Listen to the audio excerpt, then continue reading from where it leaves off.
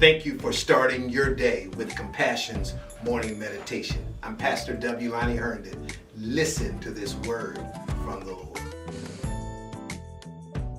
Good morning, everybody. My name is MIT Ardell McDuffie, and I am bringing you today's morning meditations.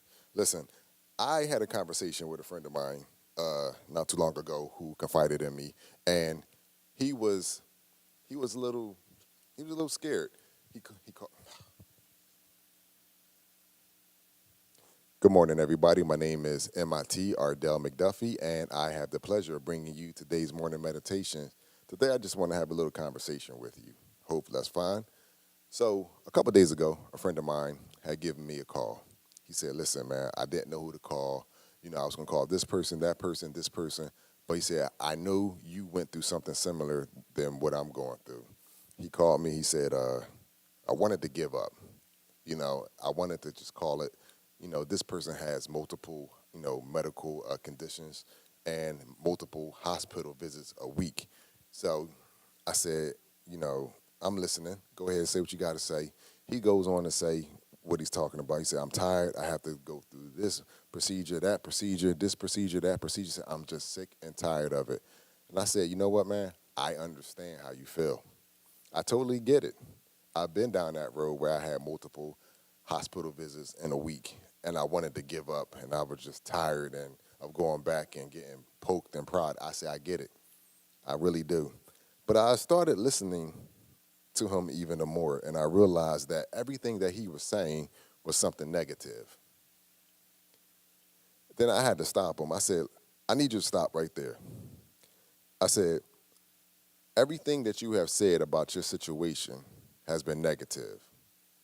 So no wonder that negative things are happening to you.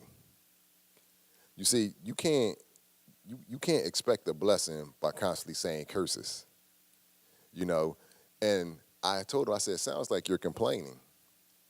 And I gave him an example of the children of Israel. I said, they complained so much that I believe a 12-day journey turned into 40 years because they complained. A good pastor friend of mine told me a long time ago, he said, the longer you complain is the longer you will remain.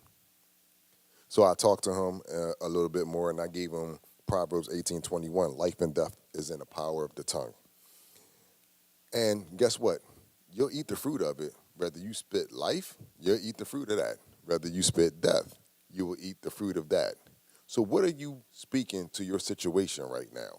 What are you speaking to your circumstances right now? Are you speaking life or are you speaking death? I often tell my daughters this. I say a good decision cannot produce a bad result.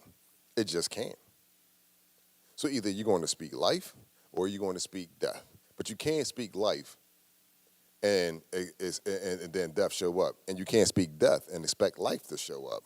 It's just not going to happen. You will eat the fruit of what you have been speaking. So if you, I told this friend, I said, you have to switch your thinking up. I said, if you believe this Bible to be true, and he does, and you believe in Christ, and he does, then I said, every promise that's written in that Bible belongs to you. And I said, is healing a promise in that Bible? And he said, yes. I said, then that belongs to you, so why aren't you speaking it? So that's my message to you today. What are you speaking over your life? Are you speaking life or are you speaking death? Because one of them are going to show up. It all depends on what you are speaking. Are you speaking life? Or now there's an appropriate time to speak death to something. Death to, disease, death to, debt, things like that. But if you're speaking death over something that's supposed to be spoken positive over, don't expect positivity to show up. It just won't happen. And vice versa. What are you speaking over your situations? Check your mouth. What are you speaking? Proverbs says it clearly that life and death is in the power of the tongue. The tongue has power. If you go back into Genesis, God spoke, then he saw.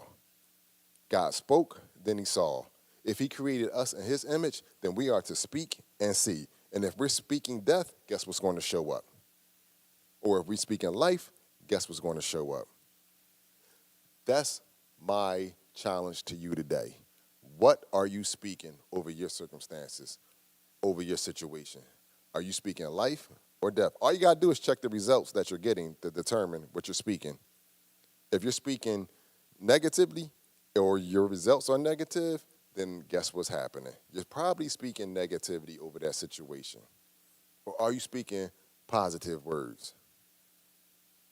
I'm trying to tell you right now, speak positive and watch your life change. Thank you for tuning in to today's morning meditations. We are here every day except for Sunday at 7 a.m. Be blessed.